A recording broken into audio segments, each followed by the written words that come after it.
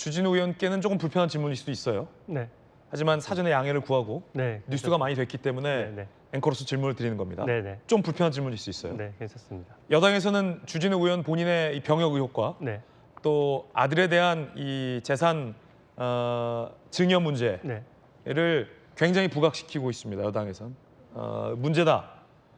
그러자 이제 주진우 의원은 이렇게 답변했어요. 오늘 글을 제가 좀 전에 보니까 내가 이 병역과 관련된 떳떳한 자료 그리고 아들에게 이 증여한 부분에 대해서 세금을 납부했다는 떳떳한 자료를 공개할 테니 김 총리 후보자도 지금 주진우 의원이 요구했던 뭐 아까 뭐 2억을 줬다라는 부분이랄지 아니면 뭐 현금 흐름 혹은 증여세 납부 자료 같이 공개할 의사가 있느냐라고 네. 오늘 아침에 되물었는데 네. 저는 동시에 공개하자는 역제안을 드린 겁니다. 주 의원은 떳떳하시다는 네. 말씀이신 거죠? 저는 제가 뭐 저를 공격해서 제가 불편하다 이런 차원을 떠나서 이것은 대한민국 인사검증 시스템의 문제거든요.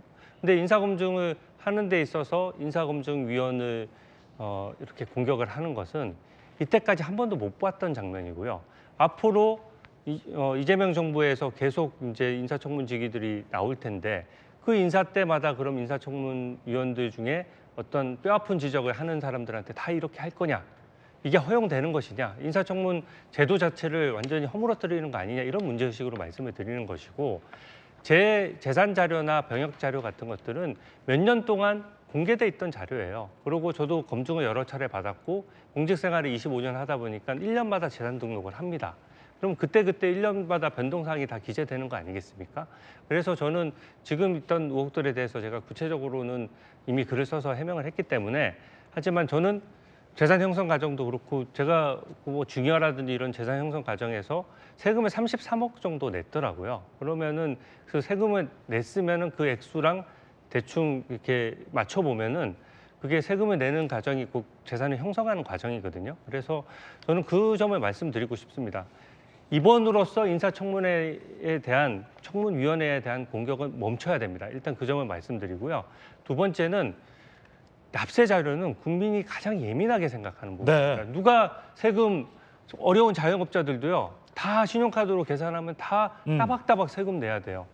그리고 본인 집에 생활비는 못 가져가도 세금은 제일 우선적으로 받아가는 거지 않습니까? 근데 대한민국을 이끌겠다라고 하는 정치인이면 사실 이 부분에 대해서 증여세 납부 자료나 이런 것들은 투명하게 공개를 해야 되고 그래서 제가 불편하지만 야당이 제기했던 의혹들에 대해서 저도 자료를 그 만천하에 공개하겠다 떳떳하게 그러면 같이 공개하자라는 역제안을 드린 것이거든요. 네. 거기에 대해서 저도 답변을 기다리겠습니다. 아직 인사청문회 끝나지 않았습니다. 그리고 아직 통과된 것이 아니기 때문에 마지막까지 국민들에게 최대한 본인의 의혹을 해소해 주시고 이 기준점이 앞으로 이재명 정부의 인사 기준이 되는 거거든요. 그러니까 현금 거래가 있으면 무조건 확인 안 하고 넘어간다는 것이 저는 인사검증 기준이 되어서는 안 된다라고 생각하고 제가 뭐 김민석 후보자에게 무슨 억하심정이 있겠습니까?